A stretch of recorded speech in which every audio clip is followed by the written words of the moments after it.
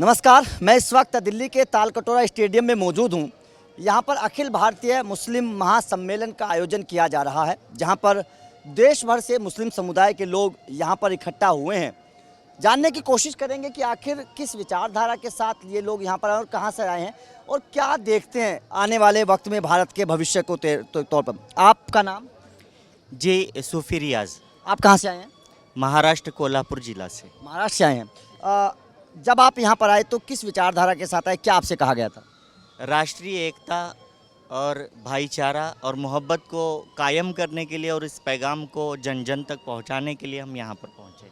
जी। लेकिन जिस बात का आप जिक्र कर रहे हैं, राष्ट्रीय एकता और आपसी भाईचारा, क्या आपको लगता है कि पहले ठीक था अब ठीक है, या फिर थोड़ा सा बीजेपी आने के बाद थोड़ा क्या बदलाव देख रहे हैं आप? पहले भी ठीक था, अब और बेहतर बनाने की कोशिशें हैं और बेहतर बन रहा है माशाल्लाह से।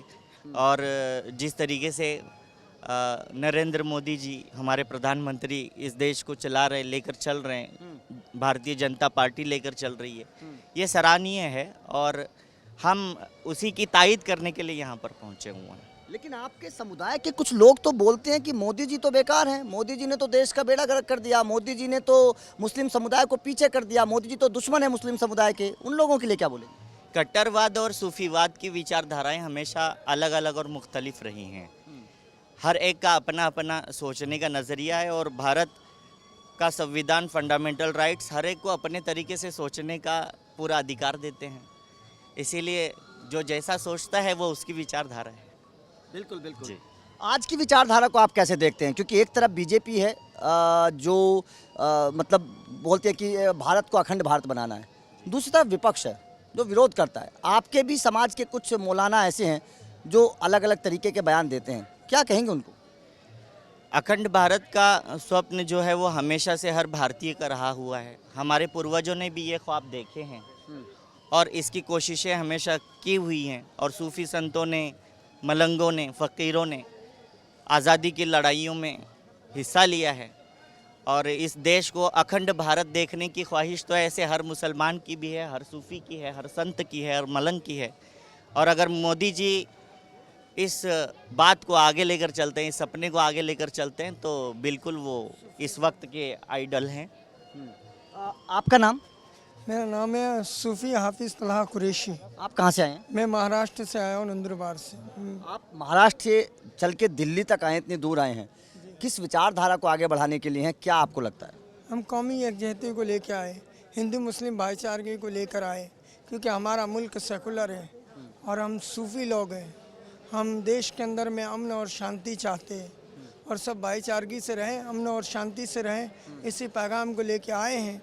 हम भी अपना हक मांगते हैं कि हम भी सूफ़ी हैं, हमें पीछे निकाला जाता है, कुछ कट्टर ताकतें हमें पीछे निकालने की कोशिश करते हैं। मैं यहाँ पर रोकना चाहूँगा, कौन रोकने आपको पीछे करने की कोशिश? भाई जो ऐसे हैं जो हमें पीछे निकालते हैं, फ़िरका परस्ती का जो ताकतें हैं वो किसी न किसी साजिश के तहत हमें पीछे निकालती है।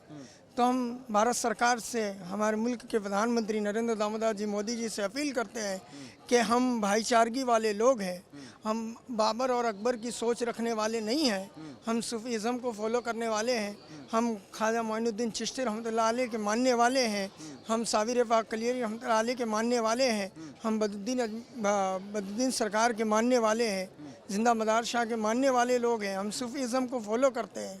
हम यही चाहते हैं कि ये मुल्क अमन और शांति का मुल्क है, सेकुलर मुल्क है। हम यही चाहते हैं कि यहाँ भाईचारगी रहे, हम भी यही चाह रहे हैं। क्या आपको लग रहा है कि भाईचारा इस वक्त है या फिर राजनीतिक ताकतें कुछ भड़काने की कोशिश करती हैं? देखो, राजनीतिक ताकतों की वजह से ही निकाला जा रहा है पीछे। भाईचारा कल भी था कायम और आज भी है और आइंदा भी रहेगा। कुछ लोग हैं, कुछ कट्टर ताकतें ऐसी हैं जो आपस में बहर करना चाह रही है, जो तोड़ करना चाह रही है।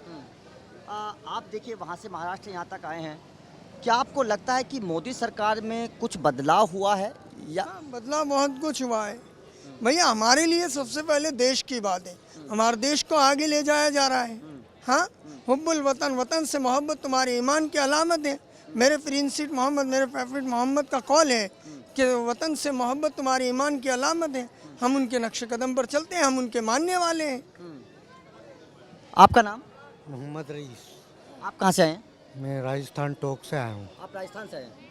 क्या लग रहा है यहाँ पर आए हैं, किस विचारधारा के साथ हैं? क्या आपको लगता है कि ये ठीक मंच है आपके आने के लिए? ये तो कौमी एकता के हिसाब से ठीक मंच ही है साहब, बस इसके अलावा और कुछ कह नहीं सकते। ऐसा तो नहीं है कि घर जाएंगे तो बोलेंगे, आपके मौलाना पड़ोसी बोलेंगे कि भैया कहाँ चले गए? वहाँ पर तो आपकी विचारधारा की बातें नहीं होती। तो ये तो पॉलिटिक्स में सभी होता है, जिसका मन की बात होती है वो तो उसी में ही जाएगा। कोई भी हो, मेरा भाई और भी होगा, वो भी मन से होती है सारी बात। आपका मन है यहाँ पे आने का? जी आप इस विचारधारा को फॉलो कर रहे हैं? जी। आपको अच्छा लगता है? जी जी। आपका नाम? मेरा नाम इस्लाम अली सहा है। मैं जिला फिरोजाबाद से आया हूँ। अच्छा, फिरोजाबाद से आए हैं तो यूपी से रहने वाले हाँ। हैं। यूपी में योगी जी की सरकार है और पिछले कुछ दिनों से यूपी में बड़ा दंगा भी भड़क रहा है। आप देख रहे हैं आई लव मोहम्मद के नाम पर बरेली में भी हुआ है, अलग अलग जगह पर हुआ है। कैसा लग रहा है यूपी में योगी से पहले का कार्यकाल और योगी के बाद का? क्या आपको लगता है कि कुछ बेहतर है? वो आई लव यू मोहम्मद तो जो है, एक तो हम आई लव यू इंडिया बोल रहे हूँ, आई लव यू मदर बोल दूँ। ये तो आई लव यू को मतलब मोहब्बत, प्यार, इखलाक। मैं अपने देश से भी मोहब्बत करता हूँ, अपने वतन से भी मोहब्बत करता हूँ, अपने बहुत से जैसा अयोध्या है या वृंदावन है, हम इनसे भी मोहब्बत करते हैं। ये मेरा देश हिंदुस्तान है, मैं हिंदुस्तान से वतन से आई लव यू मोहब्बत करता हूँ। इससे ये मोहब्बत ही है कि इखलाक, प्यार, मोहब्बत है। इसमें कोई राजनीति है, इसमें कोई पॉलिटिक्स ही नहीं है। हाँ, लेकिन लोग तो तख्ती लेके बाहर सड़कों पर है, दंगा कर रहे हैं। अरे ये तो एक भड़काने की और ये राजनीति और ये हिंदू मुस्लिम की ये विवादों से ये है, अपना अपना राजनीति फैला रहे हैं। कौन फैला रहे हैं? अरे फैला रही है जनता है, और क्या।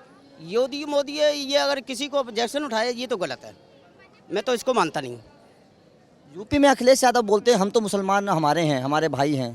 लगता है कि वो अरे यूपी में मुसलमान भाई हमारा है ना, किसी का है और ना किसी का है। बस मुस्लिम समाज को इतना समझ लिया, तेज बात बिरयानी में तेज बात को पत्ता डाला जाता है, बिरयानी में पत्ते को डाल दिया और चूस लिया, निचोड़ के फेंक दिया। सत्ता हासिल जिसने कर लिया उसको कोई नहीं। अभी हमारे मौलाना साहब को उनकी भी बेइज्जती कर दी गई।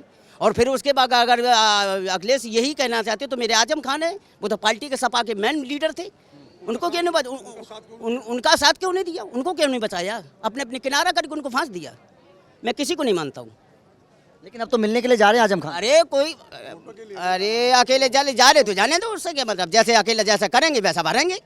अगर आप मुस्लिम समाज को इकट्ठा लेकर के चलते हो, आज मुस्लिम समाज के साथ होती। हाँ, जैसे सभा में रहे वैसे सभा में रहो, बिरयानी खाई तो बिरयानी खाते रहो। मतलब आपको लगता है कि समाजवादी पार्टी ने मुस्लिम समाज का साथ नहीं दिया? कोई पार्टी नहीं साथ दिया। तो फिर मुस्लिम समाज क्यों उनके साथ खड़ा होता है? अरे वो तो खड़ा हुआ, बस एक विश्वास किया, विश्वास पे खड़ा हुआ, विश्वास की बात नहीं हो, अपने शांत बैठे हुए। तो इस बार बदलेगा माहौल है? अब बदले का वो जनता के हाथ में, क्या बदले, जनता जैसा रियल। हाँ, जनता के हाथ में, जनता जिधर जाए पल भर में जनता बदल जाती है। आपने एक बहुत बड़ी बात कही, आपको लगता है कि मतलब आजम खान के साथ गलत हुआ? अरे तो मैं गलत, एक बार बताओ, जब सपा का मेन लीडर आदमी था, आपके साथी था, तो उसको साथ लेकर के चलते। खड़ा होना चाहिए था ना। जी जी हाँ। साहब, उस वक्त जब आजम खान साहब की ज़रूरत थी तो आजम खान थे। उस समय जब उनकी सारे हर जगह से उनके ऊपर एलिगेशन थे, राइट थे, रॉन्ग थे, या सरकार में लगे, तो सपा वाले कहते हैं मैं मुलायम सिंह के मानने पर मुलायम सिंह साहब थे, वो मुल्ला मुलायम कहते थे अपने आप को, कहते थे ना मैं मुल्ला मुलायम हूँ। अखिलेश साहब ने जब पता है कि जब आजम खान इतना बड़ा वोट बैंक मुस्लिम के जो न्यू जनरेशन है उनके लिए कितना हो रहा है, कितना हुआ और कितना करा, क्या वो एक बड़ा जो चेहरा है मुस्लिम, उसे क्या वोट बैंक के लिए इस्तेमाल किया जाता है? अगर आज यहाँ इस मंच पे खड़े हैं, इस जनरेशन के जो नई जनरेशन उनके लिए कितनी एजुकेशन होगी, कितने रोजगार, उस मुद्दे पे क्यों नहीं जाते कि ये हिंदू मुस्लिम।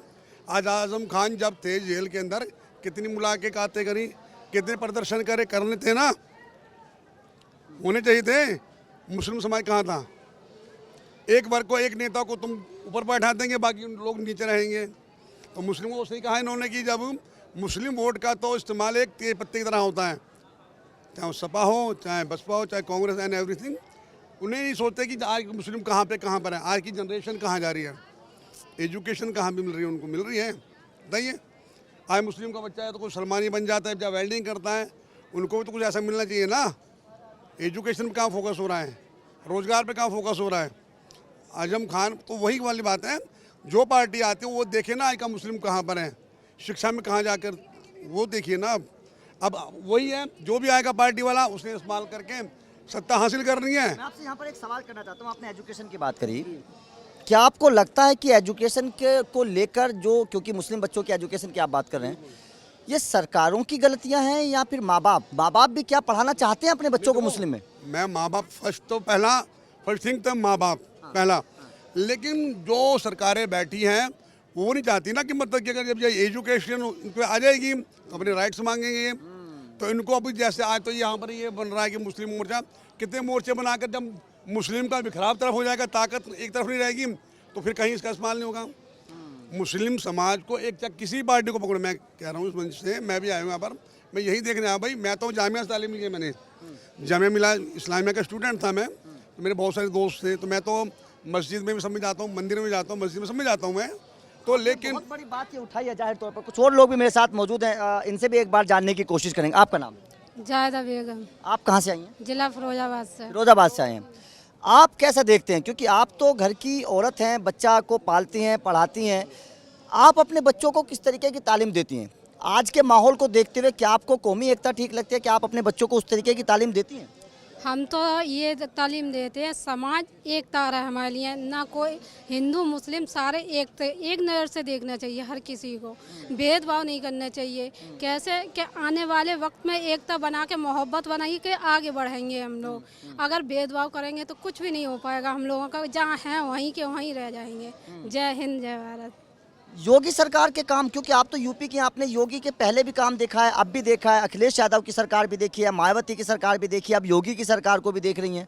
क्या आपको लगता है कि मुस्लिमों को साथ कौन दे रही है?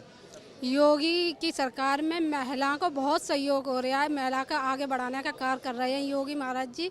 और क्या नाम, हर चीज़ में साधन दे रहे हैं, शौचालय में, राशन में, हर चीज़ अच्छे से देखभाल कर रहे हैं। और जो महिला पहले डरती थी वो बहुत सख्ती से आगे बढ़ने का कार्य कर रही है, एक योगी महाराज की वजह से। बहुत अच्छे काम कर रहे हैं योगी महाराज। बंद कर दिए गए साहब, स्कूल से बंद कर दिए गए, तो जो बच्चा दूर दराज में पढ़ने वाला व्यक्ति बच्चा वो कहाँ जाएगा? अब जैसे कि बिहार में 10,000 रुपये दे दिए गए हैं, 10,000 रुपये दिए जा रहे हैं, तो 10,000 पहले इनको याद नहीं आई, इलेक्शन के टाइम में याद आ रही है क्या इसका? मैं एक बच्चे से और जानना चाहता हूँ, ये देखिए आजकल का भविष्य है, इनसे जानना बेहद ज़रूरी है। आपका नाम? आयशा। आप यूपी से हैं? जी। हाँ, आपको क्या लगता है, देखिए आप तो आने वाले भविष्य को देख रही हैं, आपको क्या महसूस होता है इस वक्त जो देश का माहौल, मैं यूपी की बात नहीं करूँगा, जो देश का माहौल, आप भी खबरें पढ़ती होंगी, देखती भी होंगी, तमाम दंगा भी होते हैं, आपने वो भी सब चीज़ देखी होंगी, जाहिर तौर पर आप पढ़ती हैं। क्या लग रहा है देश के माहौल को, क्या समझ रही हैं आप? अच्छा लगा है। नहीं, जिस तरीके से दंगे भड़कते हैं, आई लव मोहम्मद को भी आप देख रही होंगी, उसको भी आप देखती हैं, क्या लगता है कि इस तरीके के माहौल होना चाहिए? क्या ये तो विरोध फैलाने वाले हैं, इनके पीछे विरोध नहीं करना चाहिए। आपका मैं नाम? मैम मेरा नाम नूरजहां। आप कहाँ से आई हैं? हम फिरोजाबाद जिला से आए हैं। आपको क्या लगता है इस वक्त जो माहौल चल रहा है, इस माहौल को आप देखकर क्या कहेंगे? जिस तरीके से दंगे हैं, सड़कों पर दंगे भड़के जा रहे हैं, हिंदू मुस्लिम आपस में लड़ रहे हैं, आई लव मोहम्मद की चर्चा आपने बरेली में भी सुनी होगी, मुरादाबाद में भी हुई है, कैसे मतलब डर लगता है, क्या माहौल लगता है? देखिए ये अपनी अपनी सोच है, इंसान को इंसानियत खो बैठा है। अगर इंसान में इंसानियत होती तो ये दंगे फसाद नहीं होते। अगर इंसान को काटो तो खून एक ही है, शरीर जात बिरादर सब यहाँ पे बदल गया है, पर अल्लाह के यहाँ से कुछ बदला हुआ नहीं है। इसलिए कहते हैं ये कोई चीज़ ऐसी नहीं है, सब ब्रह्म है। नहीं, जिस तरीके से राजनीति वाले जो लोग हैं, नेता हैं, वो अपने अपने हिसाब से लोगों को बांट रहे हैं, ये जो भाईचारा है ये कैसे खत्म हो? है ये सब अपने हिसाब से बांट रहे हैं, तो यही लोग मतलब बांट रहे हैं, उसकी वजह से भड़काने वाले हैं। नेता ही लोग भड़का रहे हैं पब्लिक को, पब्लिक नहीं भड़क रही है, नेता भड़का रहे हैं। अगर नेता नहीं भड़काएगा तो पब्लिक सही चलेगी, आप उसमें रहने वाले। हम तो हिंदू मुसलमान एक बन के रहना चाहते हैं। अब आज आप लोग यहाँ पर आए हैं, आपके आस पड़ोस लोग में और भी मुस्लिम घर होंगे, वो नहीं बोलेंगे कि कहाँ चले गई आप? हमारे हैं विचारधारा नहीं, हमारे यहाँ सब एकता है, एक धारा है, सब एक धारा एक ही थाली में खाने वाले हैं। बीजेपी ने जो है मुस्लिम समाज के लिए या किसी अन्य लोगों के लिए ये नहीं कहा है, आवास के लिए तो ये नहीं सोचा ये मुस्लिम समाज है, राशन के लिए भी ये नहीं सोचा ये मुस्लिम समाज है, या कोई सरकारी योजनाओं के लाभ के तहत में ये उन्होंने भेदभाव नहीं किया, ये मुस्लिम समाज है, हिंदू समाज है या सनातन समाज है, उन्होंने एक समान सबको तोला है। हाँ, तो इसी बात में जो बीजेपी सरकार का मैं बहुत बहुत शुक्रिया अदा करता हूँ और बहुत बहुत धन्यवाद देता हूँ। जय हिंद, जय भारत। देखिए, ये बहुत बड़ी बात ये बोल रहे हैं। अगर इसी तरीके की विचारधारा पूरे हिंदुस्तान के लोगों की रहे, मैं किसी एक कम्युनिटी की बात नहीं कर रहा हूँ, मैं तो बोलता हूँ पूरे हिंदुस्तान के लोगों की अगर रहे तो लड़ाई झगड़ा खत्म ही हो जाएगा, कुछ बंटवारा होगा ही नहीं, जिसको लेकर बवाल मच रहा है, सड़कों पर लोग आमने सामने आगजनी हो रही हैं, सब तमाम चीज़ें खत्म हो जाएंगी। लेकिन समझना पड़ेगा देश के लोगों को ही, क्योंकि नेताओं का तो काम है बांटना, नेता तो अपने हिसाब से बांटते रहेंगे, देश के लोगों को समझना है। आप किस तरीके से समझते हैं आपको बताना होगा, आपको तय करना होगा। Thank you.